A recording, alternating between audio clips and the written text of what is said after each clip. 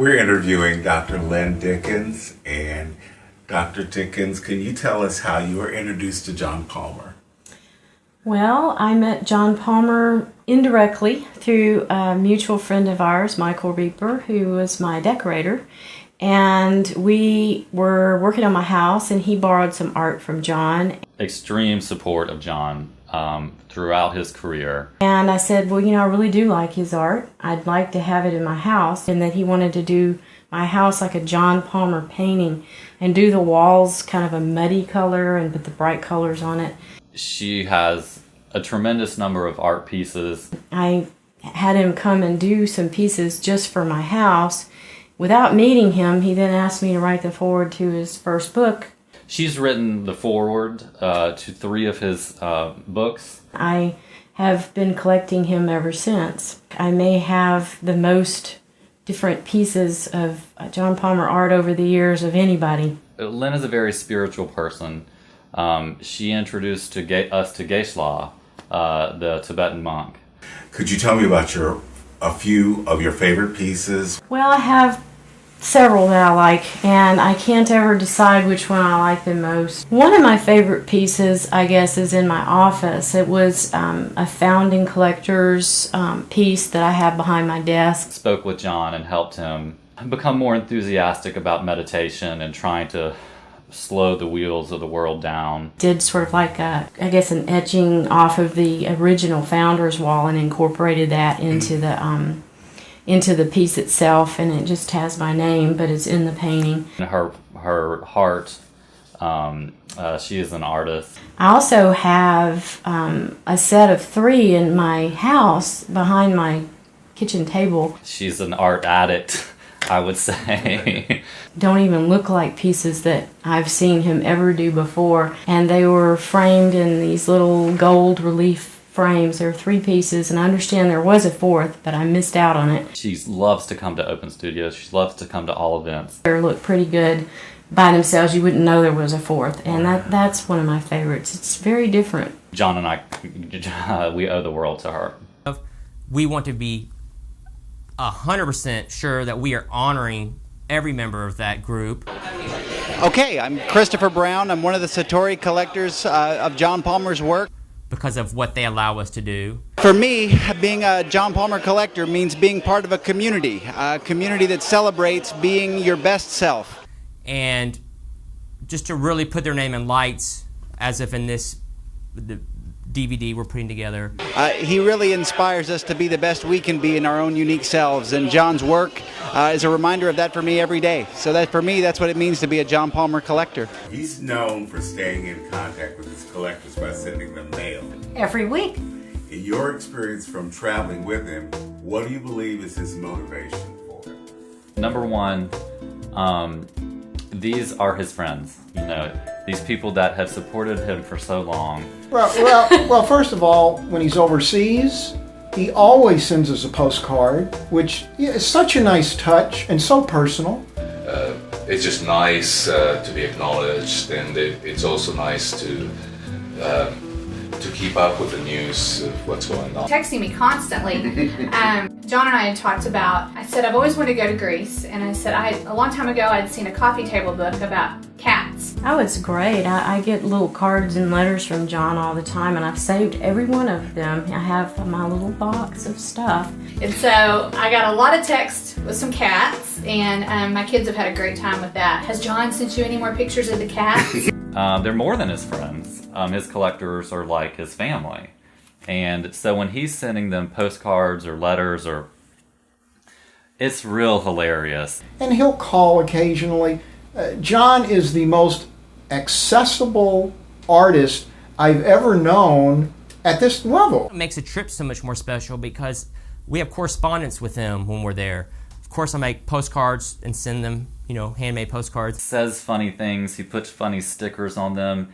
He's really having fun because it's like he's creating art. It was really fun to be on Skype with him. He's staying in touch with them and letting them know, I'm doing this for you. My collectors are always on the forefront of my mind. But it made it very personal, so that you sort of knew his journey, you knew what he was doing and how it was going. This year Ryan did Skype, so it's live talking on the TV. It's like what was in Star Trek we never thought we'd have. It will just make their day or make their week when they get this funny postcard from him. And he's prolific. I'm still rooting for him to go to Asia, and so I'm still trying to do that. I think they'll be treasured, these postcards. I think people save them. Puts a smile on my face that he's thinking of me. So that's what makes it very special, is we're able to really focus on these 10 collectors and bring it back to the intimacy I had very early on in my career when I maybe only had 10 collectors. Throw the best parties. Can you talk about some? We've attended a lot. Yeah. We saw John do a live painting, and he wore a tuxedo that there was obviously covered paint by the end of the process. I love hosting them. Remember what I said about the hard work. Yes. So, I swear, y'all, after the last black tie, I don't think my body felt right till about Thursday. Everyone's a little different, and that's his hook. The traditional art unveiling is, by and all, my impression or what I've seen, very sterile. You know, this is a viewing, and that's not his style. I thought it was just wonderful. He was introducing us to new artists that he had under his wing. So we hire drag queens. Yeah. So baby, you are finna spend some money. You have the best catering you've ever had. This is also another way of honoring collectors. And that's really a memory of mine of a great party.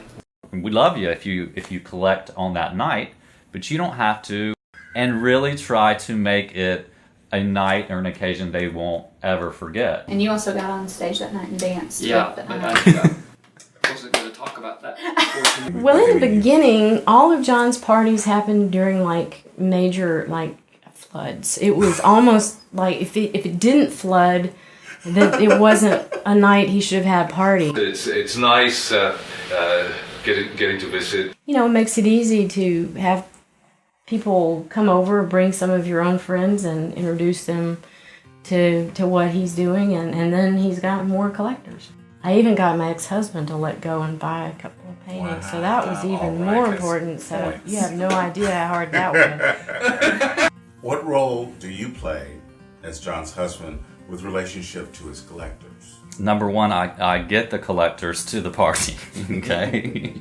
I make sure they arrive. You know, we read the blog daily, and just those types of little things that help collectors. You know, John makes the house beautiful. John creates the art. Artists by nature do have to let their minds and spirits wander. I handle all the invitations through help with Amanda and Susie. But the focus has to be brought back. You know, he sort of gave up everything for, the opportunity to be there for John, and I think that's incredible. I maintain our collector database. He's the calming force. John often talks to the collector and gets a general idea of what they want to do. I think it's a good balance. It's very much a yin and a yang. Ryan is the yin to John's yang. But then I'm sort of the middleman that shows them the sketch, asks for input. Has been an amazing improvement in the business end of things for them, for sure. You know, I facilitate all this mainly over email. Give the feedback to John and then let him create and finish the piece. It's no secret John's a high-energy individual. Then I'll set up the preview for the collector. What Ryan has done, I think he's brought a business mentality to John. It's easier for them to give me constructive criticism, which has freed him to do what he does best, which is paint. When I go and tell him the feedback, however funny or nitpicky or negative it is, it doesn't stop him down. We laugh about it. What role, if any, does the personality of the artist play in your desire to collect their work? I have gotten into a little bit of a sales role. With John, there's this energy. True art collectors, they not only love his art, but they love him. I think of John as a wonderful person that when success shines upon John, I think we're all delighted.